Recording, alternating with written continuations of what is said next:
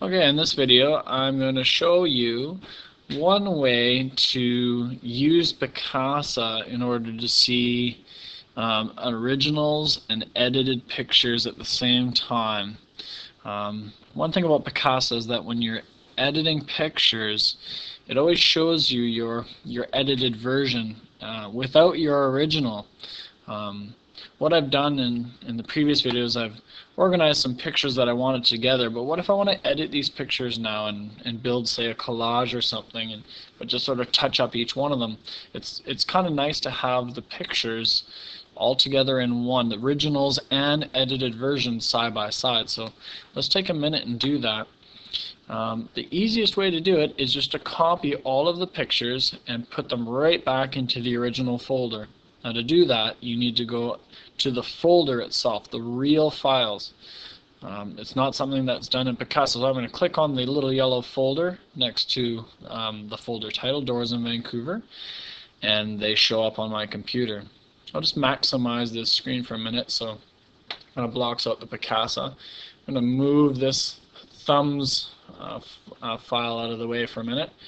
And I'm going to take a minute and just copy these pictures. If you know how to copy pictures and paste things, and go right ahead. I'm going to highlight, I'm just by dragging over top my computer. There we go. I'm going to marquee these pictures. So I've marqueed these ones, and I'm going to hold Control on my keyboard and use my left mouse button to click on the remaining pictures and highlight them as well. There we are. Now, copy and paste is as simple as right-click, copy, and then paste. I'll right-click an empty space, and I'll select paste. And my computer is going to quickly make copies of all of those images. And notice that the only thing that's different about these is the file names. They're all called copy of, copy of, copy of. So that's probably the easiest way to do that.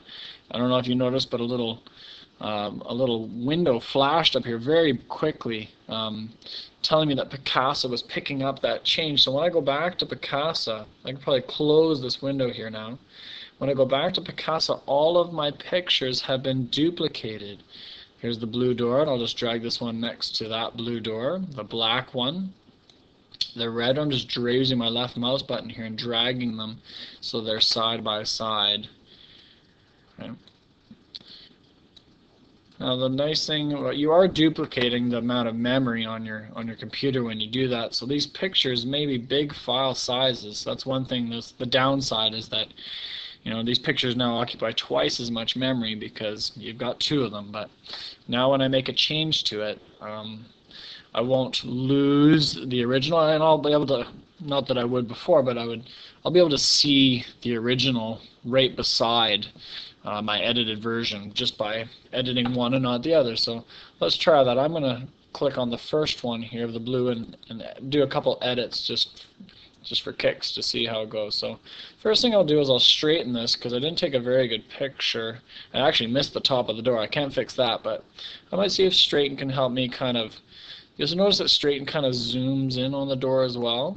So I might just straighten it just a little bit by dragging the little straighten scale along there and apply that.